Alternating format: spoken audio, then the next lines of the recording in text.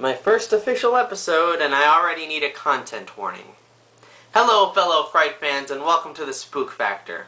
I'm your host, Daffy. And when you think of horror, the first company that comes to mind is probably not Disney. And I don't blame you. Disney is more known for its fairy tale movies with magic and princesses and love conquering evil. Sorry. I almost threw up for a second there.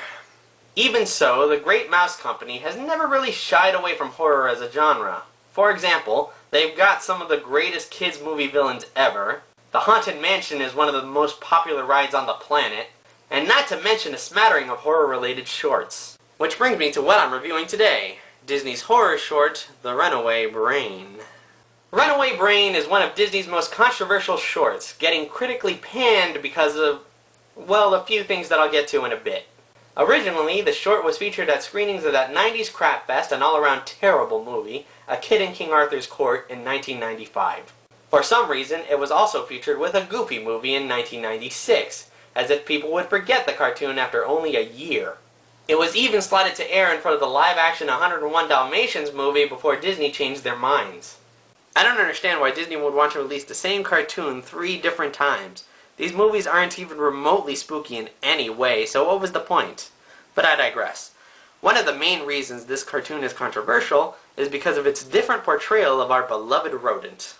And that holds true, as the first thing we see after the opening titles is, Mickey is a gamer! Ah! No, Mickey, don't do it! Mainstream media will soon be blaming you for every bit of violence in America! Either way, Mickey is engulfed in his game when Minnie comes over expecting a warm welcome on the anniversary of their first date. Mickey, thinking quickly, grabs a nearby newspaper and attempts to pull a fast one. Ta-da! You and me out in the sun, fresh air, blue skies, waterfalls for 18 glorious... It's in Hawaii! Oh, Mickey!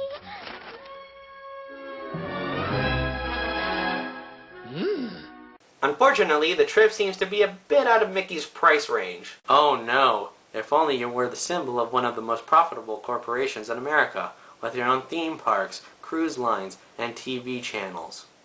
Seriously, Mickey, money should be the least of your problems. Luckily, Mickey finds a want ad that promises quick cash for a mindless day's work. When he gets to the work site, though, he finds himself in an Exorcist reference? Why? I mean, I get the nod for the adult audience, but the kids are not gonna understand this. More to the point, I just don't get why Disney would make a reference to a movie like The Exorcist, with demon possession, an ungodly amount of cursing, and an unspeakable thing done with a cross. It's basically the complete opposite of a Disney movie. Back to the cartoon, Mickey is dragged into an underground dungeon where he's strapped to a chair and meets... Dr. Frankenolly at your service. The name Frankenolly is apparently a reference to Disney's famous 9 Old Men. Look it up if you really want to know.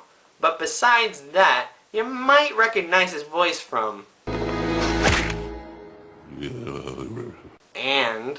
For he who sheds his blood with me this day shall be my brother. Or if you're really old... Do you think you can get me a tape of the show? What on earth for? Well, how often do you get to hear your son on the radio? I'm on the radio every day! Nobody under 25 is going to get that last one. Dr. Frankenolly's plan is to have Mickey swap brains with his latest creation, a big monster named Julius. And it works! But our mad scientist monkey doesn't get out of this unscathed. I don't want the money. I want my old body back. By God, that was the most gruesome thing Disney's ever put to film. Bravo, good sir, bravo! That's the best bit of dark humor we're ever likely to get from this company. By the way, bye Kelsey Grammer, your check's in the mail. And now, finally, we get to the real reason people were up in arms about this particular cartoon. Namely, Mickey's body is now inhabited by a monster. Which, you know, is only the whole frickin' point of the cartoon! Personally, I think his design looks really cool. If you're trying to make a monster Mickey, there's just no better way to do it. He looks menacing, powerful, and even a little crazy. It's awesome. Sure, he looks monstrous, but that's the whole point. I can't believe people were freaking out about this. It's not like this cartoon has anything else bad in it. Can you even imagine Disney making anything even slightly suggestive in any mature way? Cute suit. Not on my paycheck. Oh my. Oh, what would Mickey think? Mickey? Oh, why speak of the devil? Not till we're on the ball. Dear God, they're implying that Mickey and Minnie have embrace each other every night. Seriously, there's no other way to interpret this. From her perspective, Mickey is approaching her with a look of anticipation and seems to be drooling a little. She glances at the bikini and says, "Not until we're on the boat." You know what the crazy thing is? From my research, what little of it I was able to do, nobody really cared about this insinuation. No, they only cared about their precious icon being turned into a slobbering, mindless creep. Which, from what Minnie's implying, he's already like that sometimes. In any case, Mickey and the giant body catches up with Minnie and Julius. After a series of shenanigans, Mickey and Julius end up switching brains again.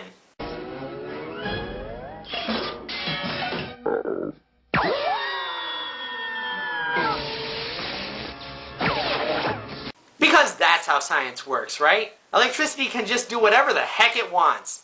Heck, if it can turn sea monkeys into gremlins and a turtle into Godzilla, why wouldn't it be able to switch brains? One day in the future, we are going to have a very long talk about Frankenweenie. Anyway, now it's Mickey versus Julius in a battle for who gets to give Minnie a tight embrace. Hey, Julius! Let her go! Really? We can't do jokes like that anymore? Dang YouTube and their strict policies. Well, as expected, Mickey gets the upper hand. He grabs some window washing equipment and manages to tie Julius up, saving Minnie in the process and turning Julius into a yo-yo. Mickey and Minnie get their boat trip to Hawaii with a little help from their new slave, I guess. Wait a minute, didn't Minnie imply boat vacation fun times? Does that mean Julius? Forget it. So, that's the whole cartoon. I truly think that this cartoon is worth checking out on your own. It's got great atmosphere, a good story, hilarious comedy gags, and a surprisingly adult tone. It's also a decent love letter to the horror genre from Disney. Not to mention it's downright beautiful to look at. Animation-wise, this is one of the best Disney shorts with fantastic visuals and punchy physical comedy. It's a real treat for the eyes, even if you aren't a huge horror fan. It's not that hard to hunt for online if you really want to, but they've also released it on DVD in the DVD set Mickey Mouse in Living Color Volume 2. This is truly a hidden gem, and apparently I'm not the only one who thinks so.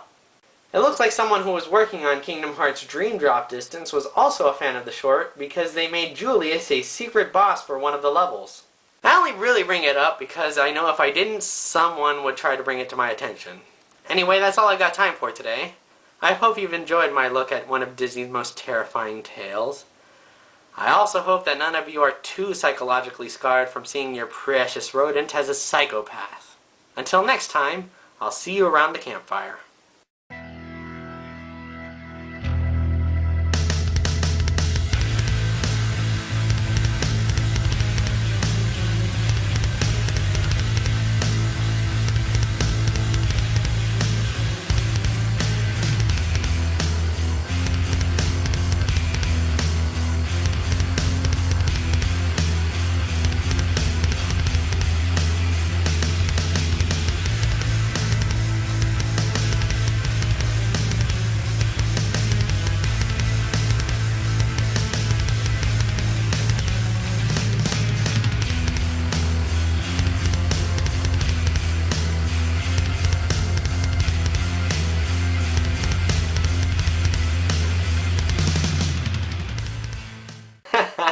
Nobody under 25 is going to get that last one.